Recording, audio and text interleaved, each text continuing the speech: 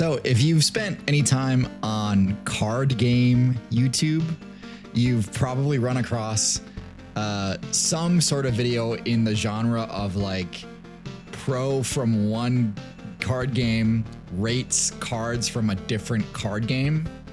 And these videos are great. They're super fun to watch. As someone who is proficient, at least in basically all of the card games, they're really entertaining because you have this like sense of dramatic irony where you know the answer and they don't, and you know it makes for a great watch. But I think what becomes apparent when you watch a lot of these is just how weird Yu-Gi-Oh is and how unapproachable and how like indecipherable it is, even in comparison to all the other card games, which have their own weird complexities and have their own, you know, quirks and stuff. Yu-Gi-Oh is like a uniquely difficult one for even pros from the other card games to understand. And I think there's a lot of reasons for it that become pretty obvious once you watch a lot of these videos, and also when you're familiar with the game. So there's a ton of different ways I could approach this. This is going to be kind of an unscripted video, but that's kind of where I want to start, which is that when it comes to pros interacting with Yu-Gi-Oh cards, the thing that they like, that none of them expect, the thing that none of them anticipate, is the fact that there is no turn two, basically ever.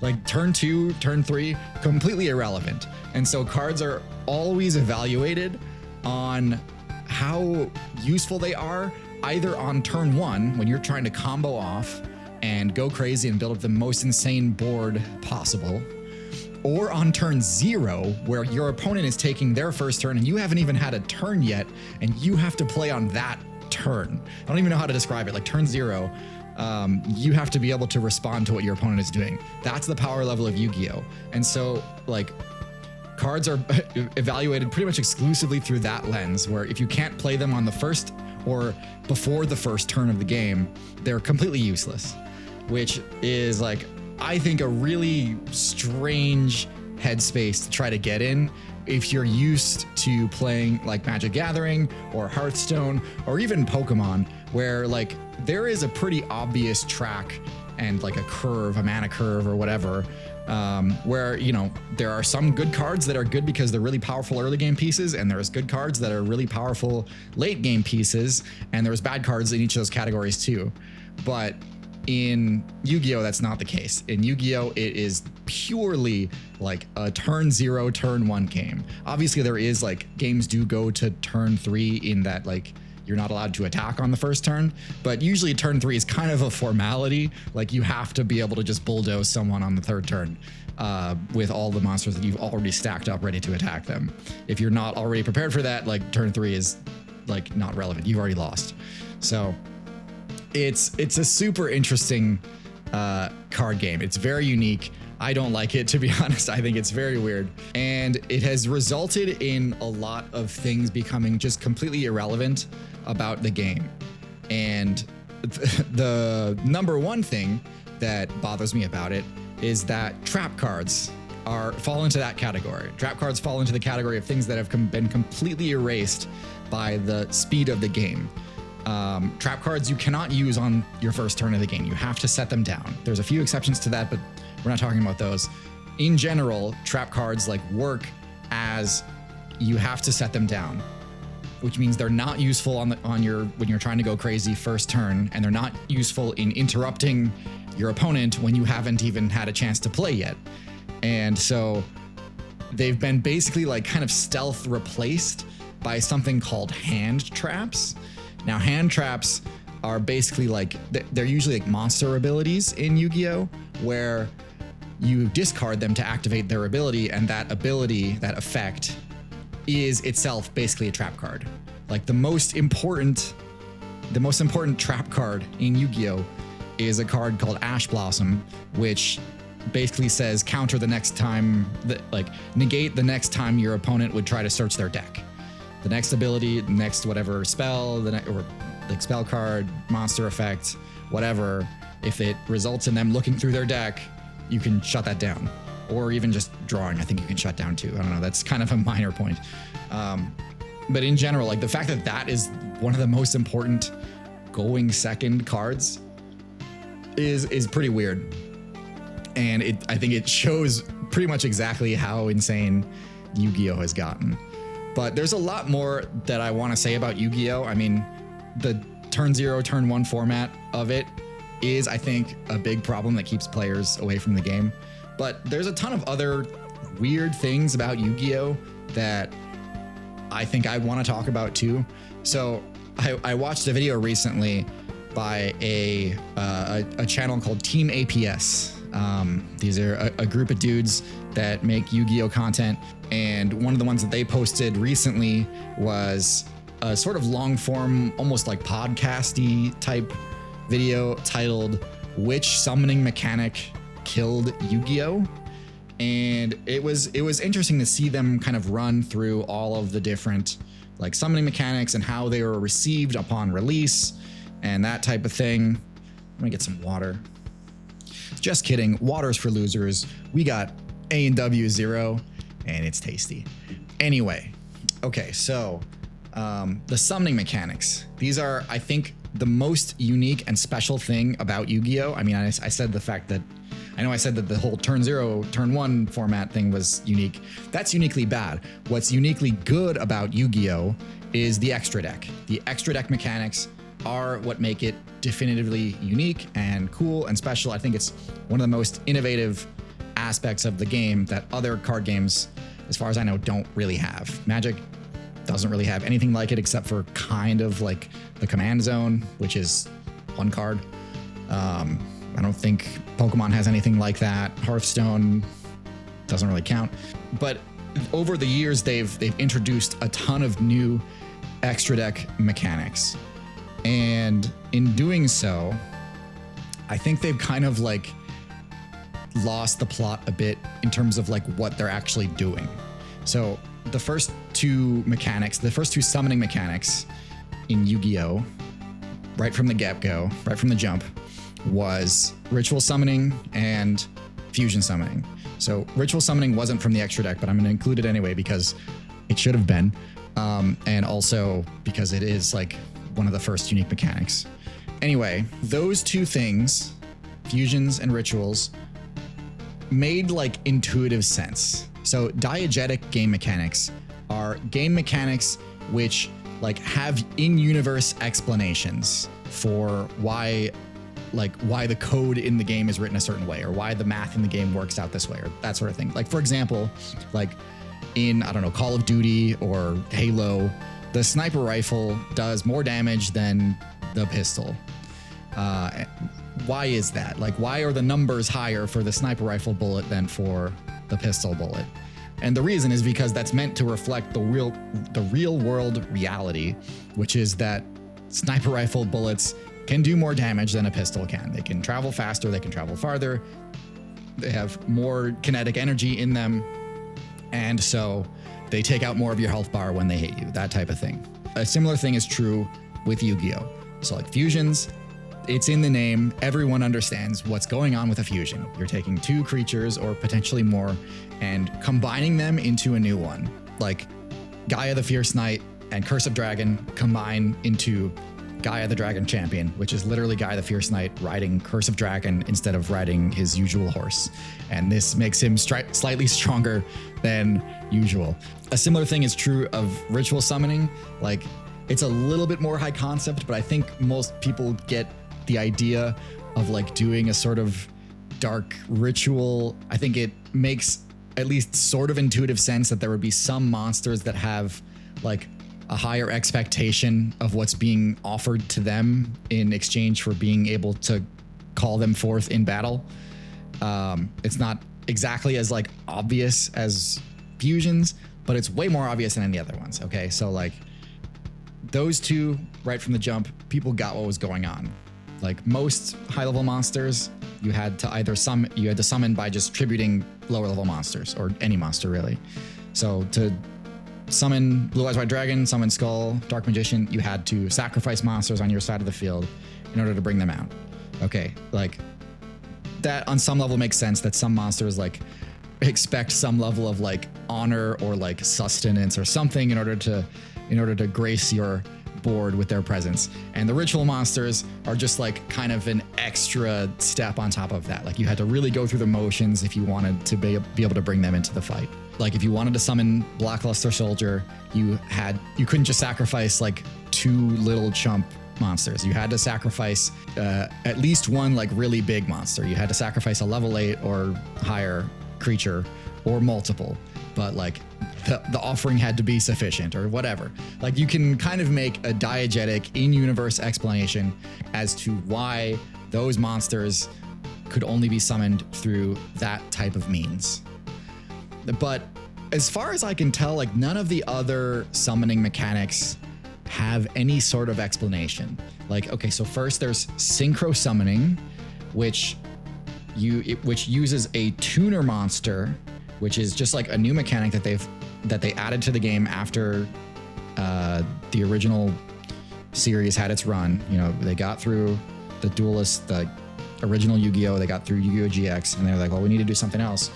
We're gonna add these tuner monsters, and these tuner monsters can be sacrificed from your field alongside other monsters, and as long as they're level on the monsters, which, if we're being honest, the levels like the levels also never seem to really matter, other than like once you hit a certain level you had to sacrifice, and once you hit a certain level beyond that you had to sacrifice more. That's all that there was. Like there was no meaningful difference between like a level 5 and a level 6, or a level 7 and a level 8, or upwards beyond that, really.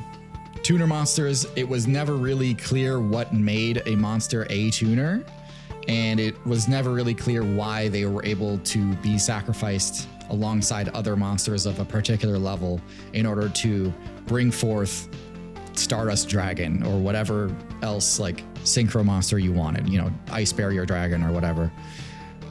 Like, what was it about them that made it so you could do that? I assumed at first that it was like, so they were called tuners, and so it was tuning as like you would tune an engine. You know, they were like mechanics. They were the little grunts that like would take apart other creatures and then build on themselves. I think the first synchro monster I saw was Junk Warrior, which used junk synchron. And so it was like they were synthesizing the junk onto themselves to become a more powerful creature. And so it wasn't really like a ritual, and it was more of a fusion, but it was like more of like improvised fusions. Like the tuner monster was like kind of just grabbing whatever it could get around itself from the scraps of other creatures that you just sacrifice in order to build on itself to become something greater. Like that made sense for a few of the monsters, like Junk Warrior, but none of the other ones really. Like you could make Stardust Dragon out of any 2 monsters as long as one of them was a tuner and their levels added up to 8. Why? Why does that matter? And I think so. My assumption was the whole tuning thing, like you would tune a machine, but because it's called synchronization, I think it's more like they're trying to invoke the idea of like tuning a song or like an instrument or like a tuning fork. Like it's about synchronizing the frequencies like you would for a sound, and like matching the resonance of 2 different entities in order to like, but why does that result in a totally different thing? It never really made intuitive sense. I don't know. I've asked Yu-Gi-Oh players like, so what are you doing when you're synchronizing, synchro summoning? What does that mean? Like, you know what fusing means. You know why 3 Blue Eyes White Dragons makes Blue Eyes Ultimate Dragon, a 3-headed Blue Eyes White Dragon. You get what that is about. You know, you get why Dragon Master Knight, a fusion of Blackluster Soldier and Blue Eyes Ultimate Dragon, which is literally just Blackluster Soldier riding Blue Eyes Ultimate Dragon. You get what's going on there. You know, it doesn't take a rocket scientist to figure that one out. Okay. But synchro summoning, what is it? You know? And it's a similar thing with the mechanic that came directly after synchro summoning, which is, I think, XYZ summoning, XYZ. I'm not exactly sure how to say it. I think it's XYZ summoning, but it's like you overlay 2 monsters that have the same level. Again, with the levels like never meant anything at first. They were like sort of ad hoc, like, or post hoc, addition to the game because they were meant to like reflect mana in Magic the Gathering, because Yu-Gi-Oh itself was basically just like an anime version of Magic. That's how it was in the original like manga. I'm not exactly a manga expert, I've never read it, but that's the explanation I've read from other people, is that Yu-Gi-Oh was just heavily inspired, and yeah, you get it. But the levels themselves never really meant anything, and they were really more meant to reflect like a mana cost, similar to Magic the Gathering. But they never, because there's no mana in Yu-Gi-Oh, they couldn't really do that. And so they had to like figure out, even though like all these cards had level values that were mana values, because there was no mana, they had to figure out something else to do with that. And so they just like started using it in other summoning mechanics. In like use it as like not quite a resource, but a sort of thing you had to finesse around and something you had to keep track of, even though it also wasn't super intuitive. You can totally see how the level system on the cards in Yu-Gi-Oh was meant to be mana. If you play any of the early video games, one of my favorites is one called Duelist of the Roses. And in that game, like you literally like accumulate mana every turn. If you spend it, it goes away. But if you don't summon any monsters for a turn, you gain more the following turn. And so you can bring out an even bigger monster the next turn than you would have been able to previously. Yeah, like it's clear that's the direction they originally wanted to go. And it's, you know, they kind of screwed themselves by implementing their first rulebook, which didn't really involve levels hardly at all. But the developers of the video games were able to kind of rectify that issue and make a much more playable, much more intuitive version of the level system in the video games. And I wish they'd gone in more of that direction for the real game, because it makes way more sense. It gives them way more freedom to design cards. You know, there's cards that like in the game literally like give you mana. Like there's like I think there's like a flip effect monster that like gives you bonus mana. There's like spell cards that do that. So it totally makes sense for the level system to be mana. It doesn't have to be like literally exactly like Magic the Gathering, where you play a land and you have mana, or like Hearthstone, where you just get an additional one every turn. There could be a cool way to do it, but like there being a resource in the game was clearly like the intention, and they just didn't end up going that route, and that resulted in the massive chaos that is Yu-Gi-Oh now. Anyway, Xyz summoning also, like that I have no idea. Like I know what a synchronization, I know what the word synchronization at least means. I know what tuning at least means. But as far as I can tell, XYZ is just a made up string of letters. You know, the last 3 letters of the alphabet makes a new word, I guess. And so what that is, I'm not sure. And it's just like, there's so many other directions they could have gone with Yu-Gi-Oh in order to like make new ideas for new card types. You know, if they wanted to do the whole space theme, they could have done like a sort of Gundam, like mech warrior type thing, where like you could have certain creatures pilot this like mech creature, mech beast, robot thing. You know, you could like put creatures inside of the driver's seat of other cards. That would make sense. Magic the Gathering eventually did something like that. But no, it's just like a new creature type that has like limited use abilities, and the number of times you can use them is like the number of monsters that you've stacked under the card. So why? Again, it's just like, who decided? How does this make any sense? What are we doing? You know, it makes it all the more difficult in order to explain to a new player, like, why are you allowed to do this? Pendulum summoning, I'm not even going to get into because it's too silly and nobody likes it. Even the people who made the game have basically tried to bury it. And then beyond that, there's link summoning, which, as far as I can tell, is just tribute summoning from the extra deck, which really makes it shows how far power creep has gotten, where like you don't even have to draw Summon Skull now. You just always have it in your hand, except it's not Summon Skull. It's like the craziest, most overpowered creatures the game has ever seen, and you just always have access to them. As long as you've got the materials on the field, you can just bring them out from nowhere. You don't have to ever draw them. So, and again, it's just like, why is it link I'm not really sure. It has a sort of like cybernetic, like you're pulling something from like the internet or like the cloud, like the, I don't know, digital space. It's not exactly clear why you're able to link two creatures together, two monsters together, and then that becomes, I don't know, Nightmare Phoenix or whatever the heck. But it's so far beyond, like, I attribute 3 monsters to bring out Slifer the Sky Dragon. That took me 15 turns to set up. Like, now you just do it whatever. And there's so many creatures that, like, when you play them, it just happens. You're able to get another one from your deck. It's a whole mess. It's totally wild. But as a whole, Yu-Gi-Oh's extra deck mechanic is really cool. And I feel like if they were to start over, which they really should start over, like trying to build on the mess that is modern Yu-Gi-Oh it feels impossible.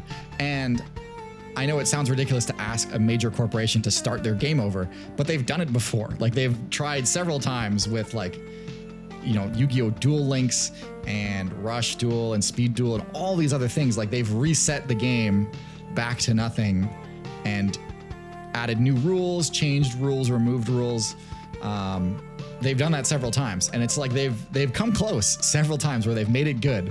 Like, Duel Links was really good when it first came out, and then they just couldn't help themselves and had to let things spiral out of control again. But anyway, like, they could start over with the extra deck mechanic and just have everything be like an extra monster right from the jump, okay?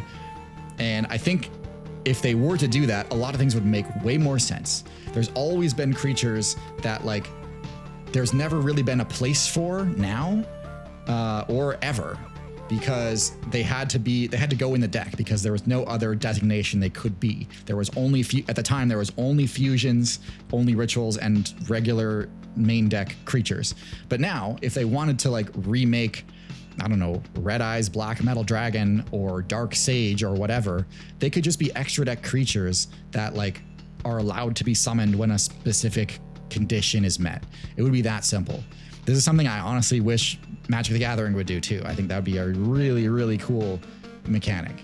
What I would compare modern Yu-Gi-Oh to is, like, if you were to try to play modern Pokemon with Mega Evolutions and Z moves and Dynamaxing and Terrestrialization and whatever their next big mechanic is, like, all at the same time. Like, you have to keep track of everything. You have to be aware of how all these weird things from a decade and a half ago, how they worked and how they work now, and all the weird interactions between those that the creators of the game never planned for, and trying to make that all work, like, it's such a mess.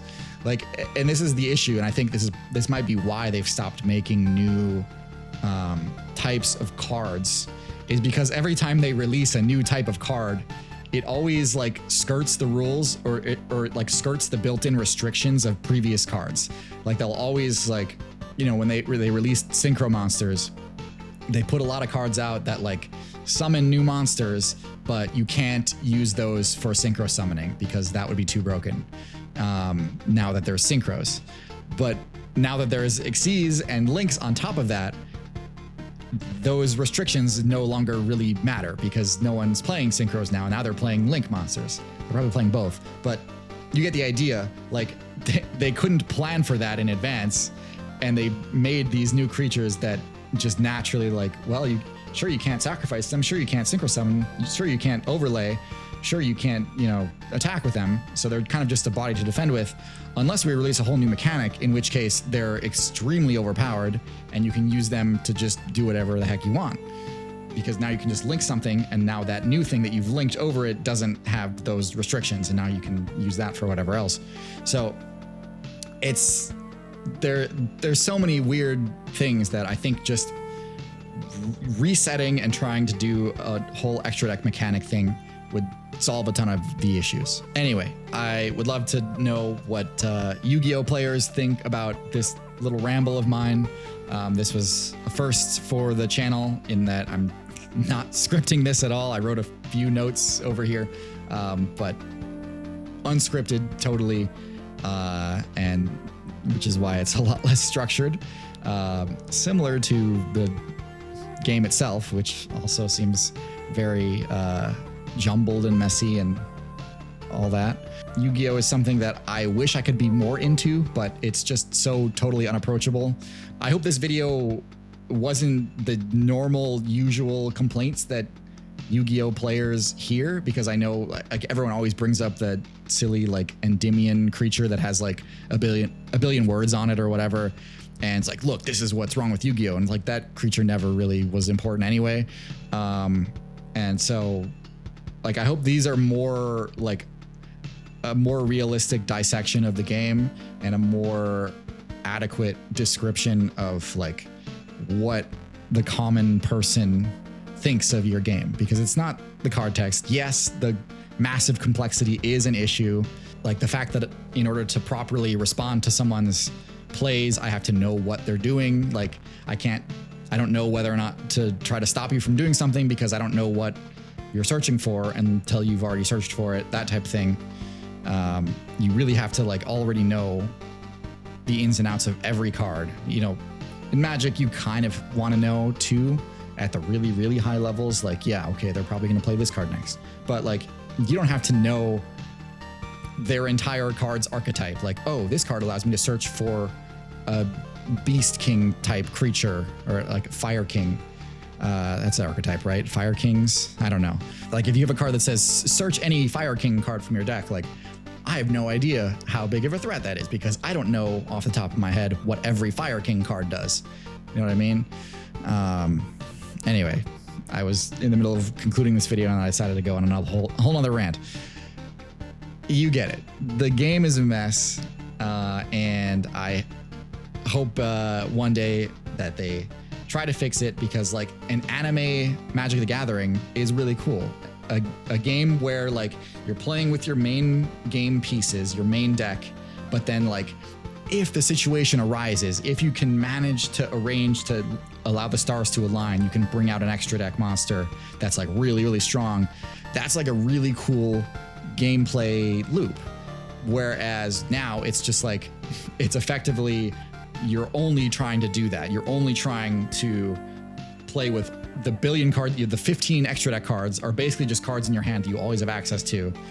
And they're always, and so you're always working towards that.